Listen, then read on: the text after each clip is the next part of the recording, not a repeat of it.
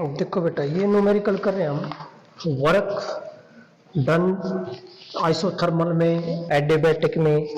Work जो है adiabatic में क्या होता है, आइसोथर्मल में क्या होता है, तो उस बेस पे है। तो ये क्वेश्चन क्या है, a sample of gas atomicity दे रखी है 1.5 is taken, work done through the adiabatic process in which volume is compress.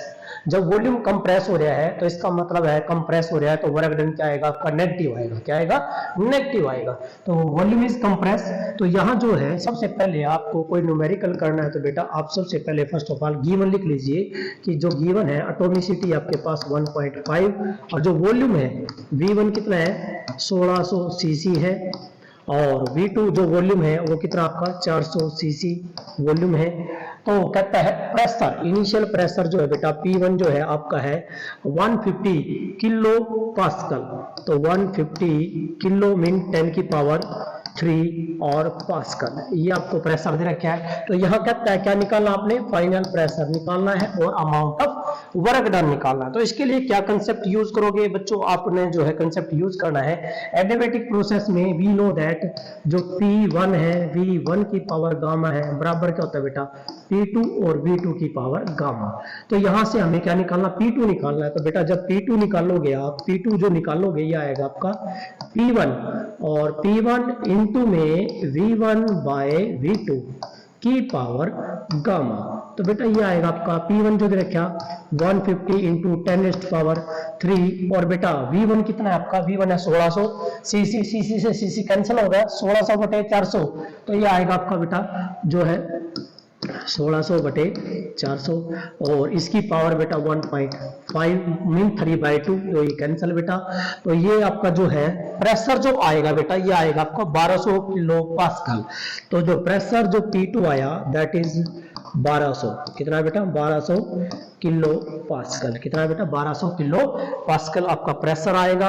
वो चेक कर लीजिए क्या आएगा, क्योंकि 16 बटे ये 4 आ गया बेटा, 4 पे कट गया। इसका मतलब क्या होता है 3/2 होता है मीनिंग।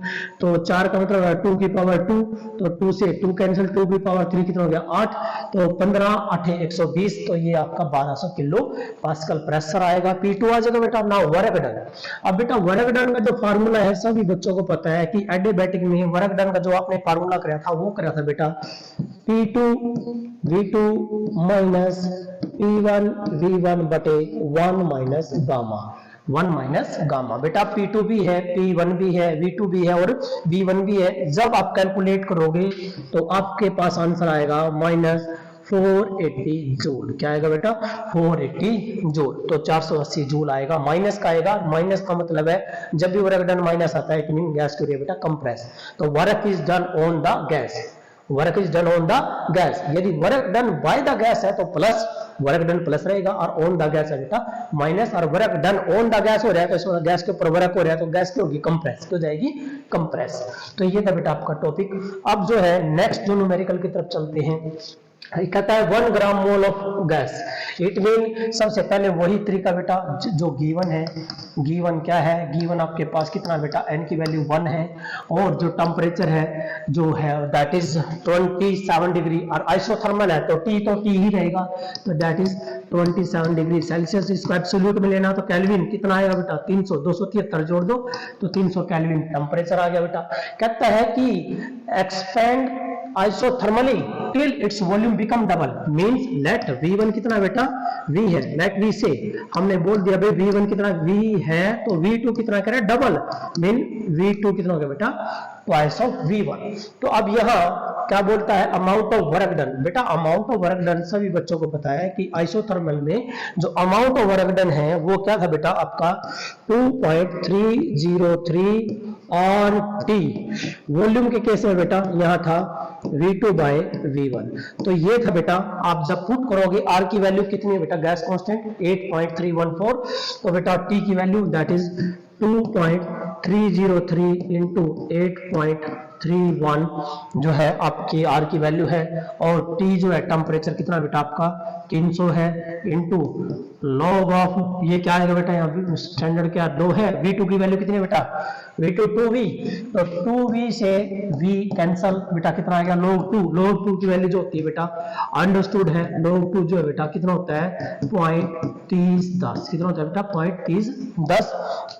अब मल्टीप्लाई कर दो, जब इसको इसके साथ मल्टीप्लाई करोगे तो बेटा आपके पास आपका आंसर आ जाएगा, जो है आंसर आएगा, ये आंसर जो आपका आएगा दैट इज 1.7 इंटू 10⁻³ जूल, क्या है बेटा 10⁻³ joule, that is the amount of work done.